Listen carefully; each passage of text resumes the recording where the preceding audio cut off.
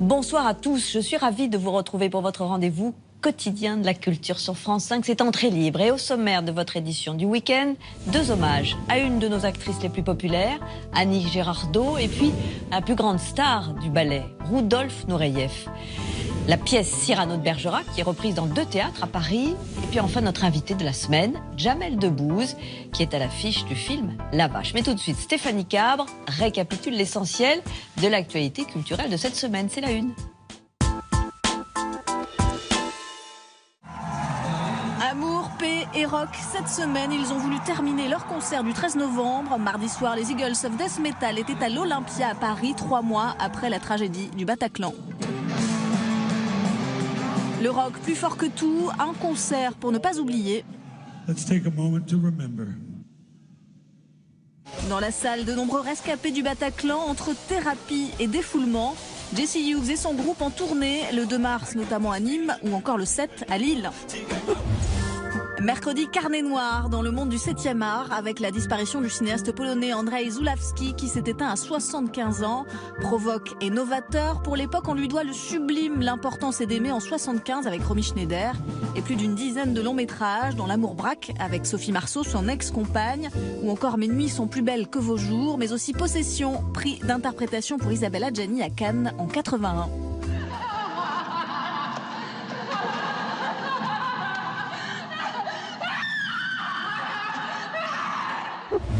Fromager à Pompidou, coup d'envoi mercredi de la rétro inédite consacrée à ce peintre de la figuration narrative, enfant de mai 68, une 50aine de peintures, une 20aine de dessins, un film, balade dans sa vision pop et colorée du monde, expo inaugurée par François Hollande et la nouvelle ministre de la Culture Audrey Azoulay. Visite guidée la semaine prochaine dans Entrée libre. Gérard Fromager au centre Pompidou à Paris, on y passe, c'est jusqu'au 16 mai. Et on termine avec ce jeu vidéo déniché sur les internets à tester d'urgence ce week-end. Vous êtes inquiet pour Leonardo DiCaprio? Va-t-il ou non avoir enfin son Oscar? Vous avez envie de tout donner pour qu'il décroche sa statuette? Bim, on se défoule. Allez, on joue ici sur votre ordi et c'est gratuit. Hop, courez à fond la caisse sur un tapis rouge. Bam, par ici les Golden Globes, les BAFTA. Ne vous laissez pas intimider par les autres acteurs. Matt Damon ou encore Michael Fassbender. Cours Léo, cours pour attraper ton Oscar. Verdict 28 février. Je vous préviens, c'est addictif comme jeu.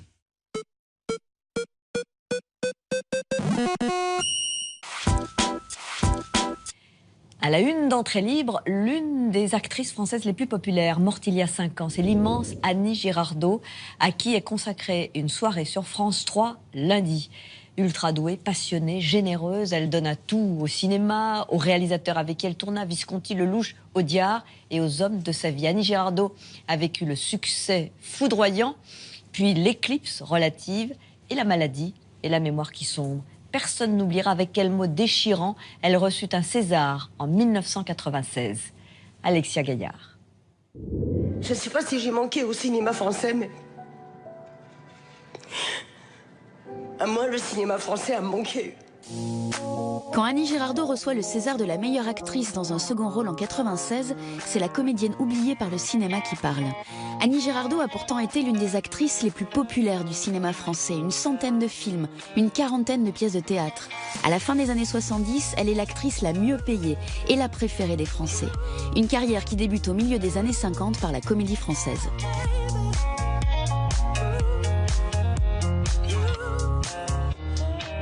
Elle est une immense actrice dès le départ. Elle a les premiers prix de conservatoire, tout le monde est chaviré par son talent dès le départ. Dès qu'elle a mis les pieds sur scène, c'était dans un petit cours de théâtre où elle passait une audition. Le gars qui lui faisait passer l'audition lui a demandé ce qu'elle voulait faire plus tard, est-ce qu'elle voulait être comédienne. Elle a dit bah, je sais pas trop. Et quand elle a eu fini de dire son poème, il a dit bah, mademoiselle, vous serez comédienne. Elle est évidente, Annie Girardot, pour tout le monde. Son premier vrai grand succès, c'est un succès de théâtre avec Jean Cocteau, La machine à écrire. Donc, aimeriez-vous Maxime? Je vous croyais amoureuse de Pascal. On n'est pas amoureuse de Pascal, on aime Pascal, c'est autre chose. Cette première pièce où elle joue à la Comédie Française est retransmise à la télé et du jour au lendemain, elle devient une vedette grâce à cette pièce.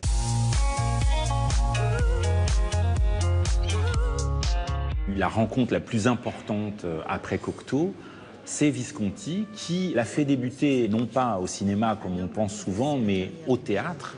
Elle joue avec Jean Marais dans une pièce au théâtre. Mais si ce que tu veux, c'est que je me couche et que je te dise « Je suis à toi, Jerry », non. Non, parce que j'ai toujours su ce que tu avais dans la tête. Peut-être lui prouver quelque chose à elle. Mais à moi-même et à toi. Non, à elle. C'est suite à cette pièce-là qu'il est tellement emballé et tellement impressionné par son talent qu'il va lui proposer le fameux rôle de Nadia dans Rocco et ses frères, où là, elle va littéralement exploser. Elle allait contre tous les canons de l'époque. C'est-à-dire, c'était pas du tout la comédienne plantureuse, sexy, etc. Elle avait quelque chose de brut comme ça qui lui a plu et qui, évidemment, est fabuleux pour le rôle de Nadia dans Rocco. Mais elle ne sera pas choisie par les réalisateurs de la Nouvelle Vague qui la jugent trop populaire. Je n'arrive pas, nom de nom, sacré nom de nom, à ce qu'on me donne au cinéma quelque chose qui soit pour moi, qui ne soit pas un déguisement. Claude Lelouch lui redonne alors un second souffle. On m'a téléphoné et on m'a dit, voilà, monsieur Lelouch voudrait vous faire passer des essais. J'ai senti que ça allait être important.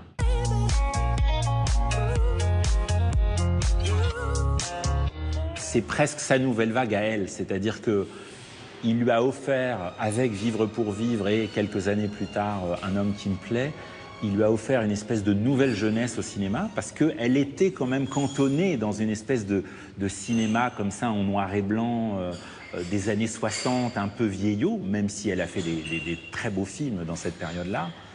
Et lui, tout d'un coup, il la libère.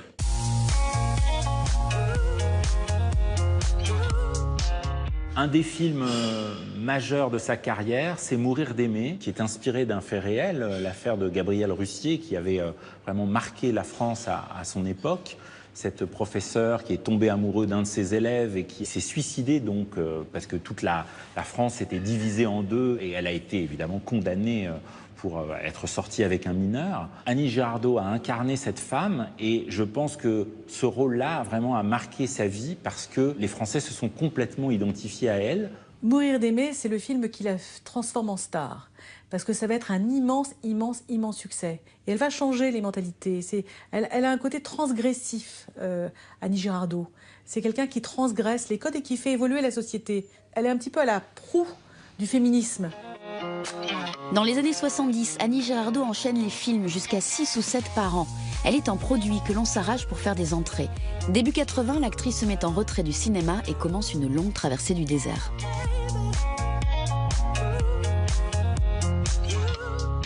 Lelouch est vraiment le fidèle des fidèles. Il lui repropose un rôle encore où elle va exploser dans une scène qui est marquante et qui fait qu'elle remporte le César du meilleur second rôle. C'est une sorte de déclaration d'amour et où elle explique toute sa rancœur et sa frustration qui a marqué toute sa vie et toute sa carrière, ce manque d'amour et ce désir d'être aimé. Aujourd'hui, c'est maintenant, c'est pas hier, les Juifs, les machins, Moïse et tout, je m'en fous. Et ce jour-là, elle avait envie de tout sauf de tourner.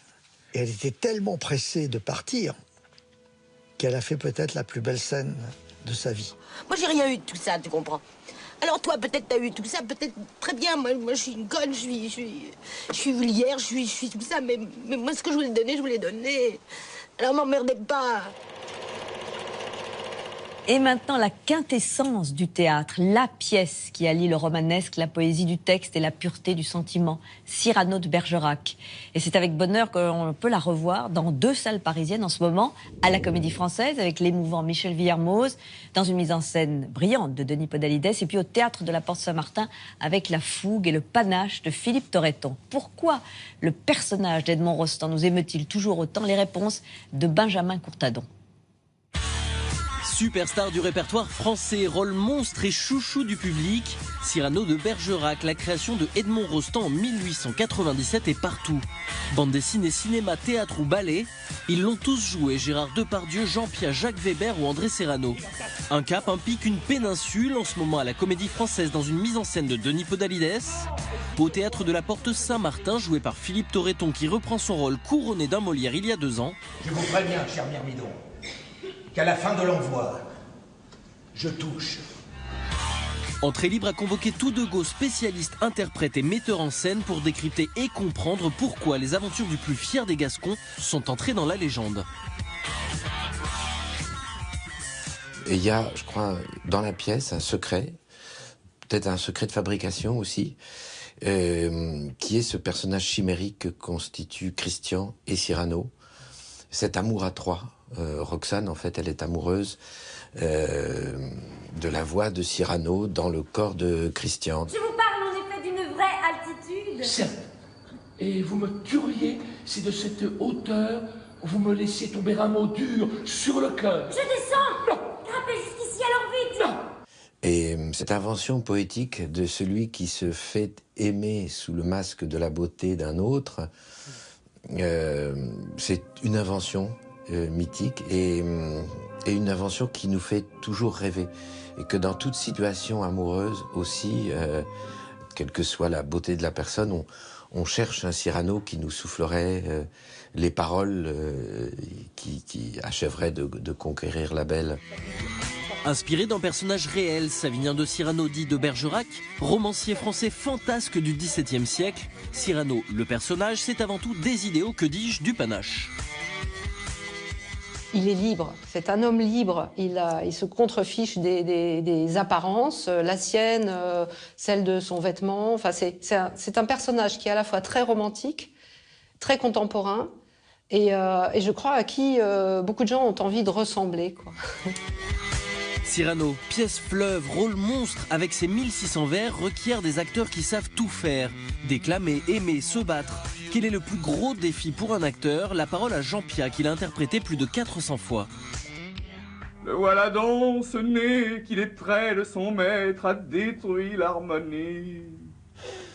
Il a rougi le traître. On dit toujours la mémoire, le machin. Oui, la mémoire, bon, vous n'avez qu'à travailler, la mémoire se mettra en place. Mais le nez est un problème. C'est toujours la question où on le met qui penche, où on le met relevé, où on le met énorme. Et puis ça se chauffe. Et puis pour le public, le nez, c'est le premier problème de Cyrano. Voilà. Ce qu'à peu près, mon cher, vous m'auriez dit, si vous avez un peu de lettres. Le nez s'attira de véritables axes de rotation de la pièce, mais un nez aussi souple et riche qu'un bon vin. Cyrano de Bergerac, un texte à tiroir, la plasticité du mythe. Moi, il y a une interprétation qui m'avait beaucoup marqué, et pourtant je ne l'ai vu qu'après à l'image, mais je l'ai d'abord écouté. C'était l'interprétation de Daniel Sorano. 100 hommes, m'as-tu dit? Tu coucheras chez toi. Mais prends cette lanterne et marche.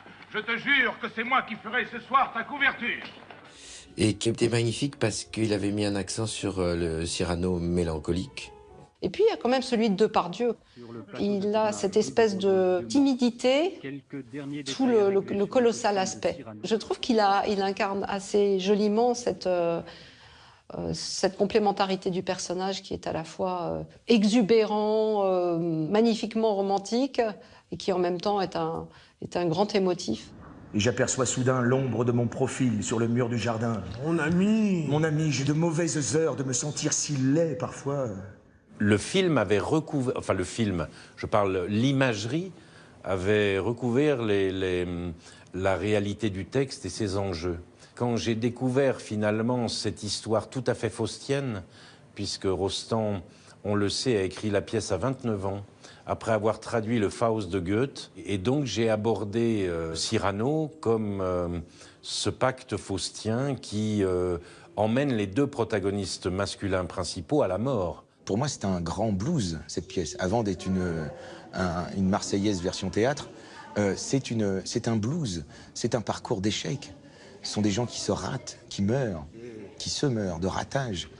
Cyrano ne connaît pas l'amour, comme il le dira à la fin. Il dit « Grâce à vous, une robe a passé dans ma vie ». Ça veut dire que hormis celle de Roxane, aucune robe n'est passée dans sa vie. Mon cœur ne vous quitta jamais une seconde. Et je suis et serai jusque dans l'autre monde celui qui vous aima sans mesure.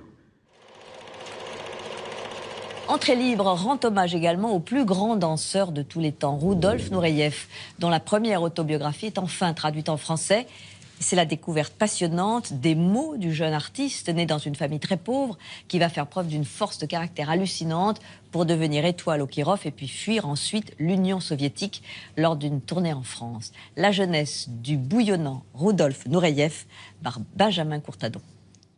That they followed my design, the way I dance on stage, the way I move, the way I transfer, like if they their eye cut my eyes and my head, and they move with my arm, the way I want them move. Superstar de la danse, une belle gueule à se damner, Rudolf Nureyev, danseur et chorégraphe, est l'homme de tous les écarts. Académique et rebelle, cosmopolite et spectaculaire. À l'occasion de la parution de la traduction inédite de son autobiographie, Entrée libre revient sur l'histoire de l'un des acteurs majeurs du relooking de la danse classique avec le danseur étoile Nicolas Le Riche, l'ex-directrice de l'Opéra de Paris Brigitte Lefebvre et Ariane Dollfus, biographe de Nureyev.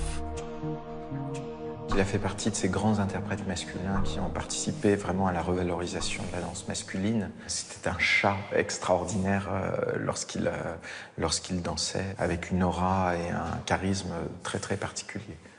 Il a une façon de faire, mais la beauté des lignes, l'exigence qu'il a, cette façon de faire des grandes difficultés. Alors c'est un peu technique. Il fait ça à droite, après double tour à gauche. Et on dit, mais attends, pourquoi? Normalement, on fait ce qui est le plus facile, hein, si vous voulez, quand on est droitier. Hein. Et ça, c'est lui, ça. Cette fougue, cette rigueur, cette connaissance et cette curiosité. Surnommé le seigneur de la danse, Rudolf Nureyev, c'est un talent qui ne trompe pas. Dès ses débuts en Russie, le jeune homme est inclassable. Sa puissance, son extension sont rares. Son génie tranche dans les corps très disciplinés des ballets russes. Ce qu'on leur demande au Kirov comme au Bolchoï, comme à l'Opéra de Paris aussi à l'époque, c'est de reproduire textuellement et très fidèlement la manière de danser qu'on vous enseigne. Il ne faut pas s'en départir. Et lui, il arrive et il dit, eh ben non, moi je veux pouvoir danser comme je l'entends, je veux pouvoir être moi-même en scène. Et ça c'est très novateur. Une indépendance qui place vite Nureyev en porte-à-faux face au régime communiste. On veut l'exclure du ballet. Lors d'une tournée parisienne en 1961, le danseur passe à l'ouest. Ce qu'il distinguait, d'abord, c'était cette école magnifique, hein, cette école russe.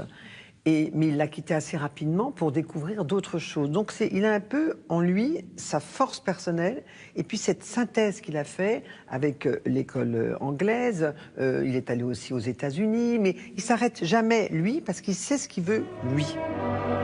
Danseur spectaculaire, Nureyev va régner en maître sur les planches européennes. Sa partenaire inoubliable, Margot Fonteyn.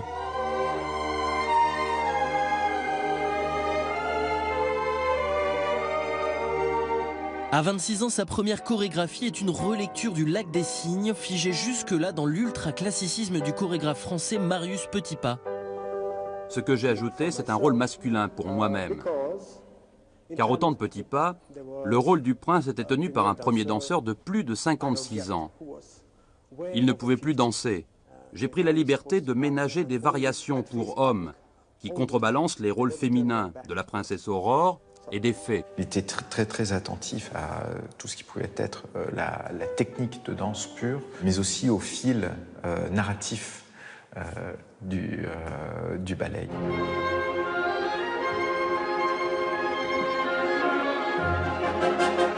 Nureyev va apporter plusieurs choses. D'abord, il va apporter tout le répertoire Petipa, qui n'y avait pas tant que ça à l'opéra, on n'imagine pas. Aujourd'hui, ça paraît normal de danser Casse-Noisette, de danser La Belle au Bois dormant, Le Lac des Cygnes, La Bayadère. Nureyev, il a profondément renouvelé le répertoire de Marius Petipa, qui avait un niveau très basique de psychologie des personnages. Entre-temps, il y a quand même eu Freud, il y a quand même eu tous ces travaux sur la psychologie, la psychiatrie, la psychanalyse. Et tous les ballets de Nureyev, ou en tout cas un certain nombre d'entre eux, comportent cette dimension-là. Star en son temps, Nureyev ne tarde pas à être nommé en 1983 à un poste tout aussi artistique que politique, directeur de l'Opéra de Paris. Une révolution.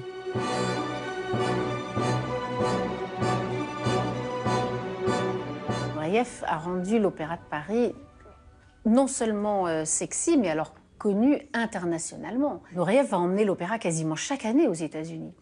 Quasiment chaque année, et avec un succès mais mirobolant. Et puis il va faire rentrer quand même un très grand nombre de chorégraphes contemporains, comme Forsyth, comme Maggie Marin, comme Dominique Bagué. Ils vont tous venir à l'opéra.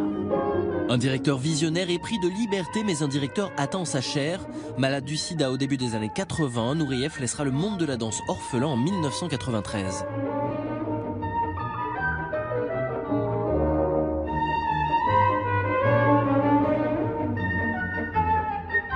En début de semaine, lundi, Jamel Debbouze nous faisait l'amitié de venir ici sur ce plateau pour nous parler, entre autres, de son nouveau film, La Vache, qui vient de sortir. Ce fut l'occasion pour nous d'évoquer sa carrière et l'importance qu'il a toujours accordée à l'amitié, au groupe, au sens du collectif.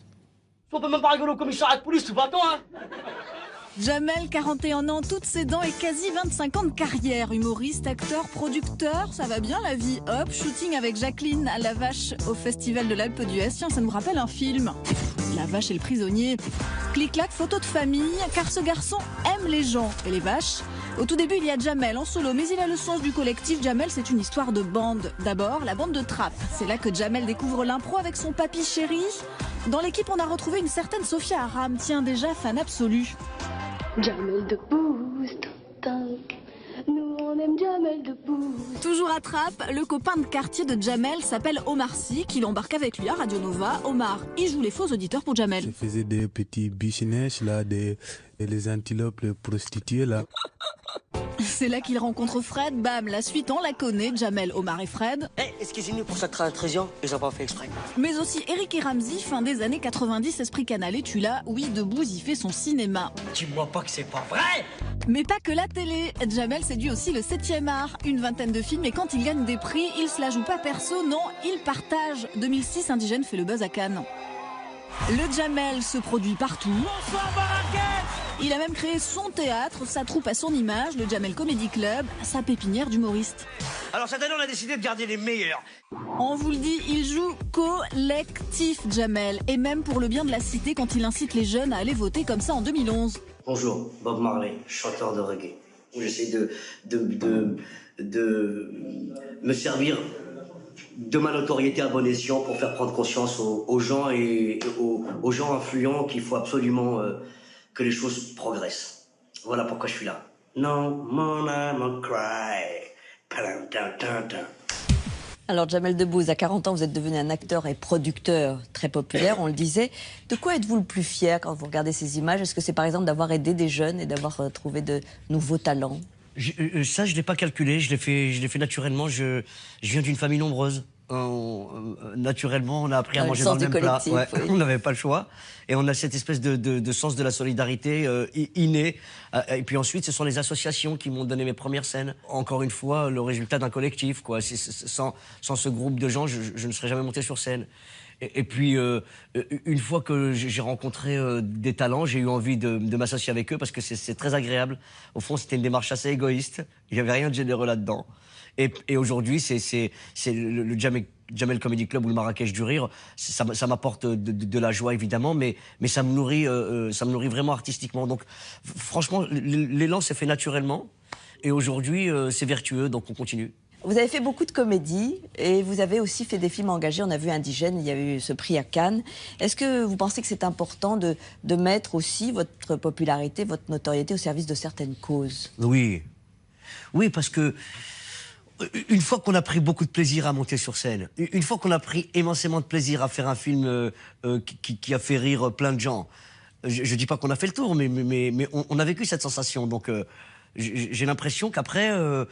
on essaye de voir là où on peut être profondément utile à la société, puisque il y a plein de caméras braquées sur nous. Il faut effectivement qu'on s'en serve parfois à bon escient. Le monde ne tourne pas forcément rond. Mais vous estimez que le monde dans lequel on vit est devenu plus violent? Vous le ressentez, j'imagine. Bien sûr, nous le ressentons tous. Je ne sais pas s'il est plus violent, Claire. Vous savez ce que je fais quand je vais pas très bien? Par exemple, quand je vois à la télévision des choses qui peuvent me miner, parce que la télévision nous mine, hein, malgré tout. Ce qui a changé, c'est on est abreuvé d'informations dans un sens ou dans un autre. Donc évidemment, ça nous modifie. Mais moi, parfois, je prends la date d'aujourd'hui et je vais voir le JT d'il y a 15 piges. Ou 20 piges sur YouTube. C'était toujours un sentiment de crise. Et c'était pire. C'était pire il y a 20 piges. Non mais faites l'exercice, vous verrez. Donc je suis pas défaitiste. Je me dis pas que c'était pire aujourd'hui. Je me dis au contraire que on va dans le bon sens. Alors évidemment, ça peut paraître bizarre ce que je vous dis, hein, mais d'une manière générale, j'ai l'impression que ça progresse un peu partout. Alors évidemment, il y a des endroits où c'est moins bien qu'avant, mais si vous faites dans la balance, j'ai l'impression que les choses vont mieux. Il y a juste une situation de terrorisme qui pousse certains, et il faut le reconnaître, à vouloir stigmatiser les musulmans, la religion musulmane. Bien sûr, mais quand le Shah d'Iran est tombé, on avait le sentiment qu'il se passait quelque chose de terrible à travers la planète. Et je me souviens, enfin, ce que je veux dire, c'est que ça soit... oui, on est aujourd'hui... dans un monde qui nous appartient de moins en moins et sur lequel on peut de moins en moins influer. En tout cas, c'est le sentiment qu'on a. Mais moi, je suis convaincu que dans mon quartier, dans mon secteur, je peux influer. Et ça me suffit à bien vivre. Je ne suis pas responsable du monde entier, mais je suis responsable de ce que je génère. Et j'ai envie de générer du bien, j'ai envie de faire des choses positives, j'ai envie de continuer à rire. Et personne ne peut m'empêcher de ça. C'est la fin de ce magazine. Vous pouvez nous retrouver sur les réseaux sociaux. Quant à moi, je vous donne rendez-vous lundi à 20h15 avec Pierre Arditi qui nous accompagnera tout au long de l'émission. Je vous souhaite une très belle fin de semaine sur France 5. À demain.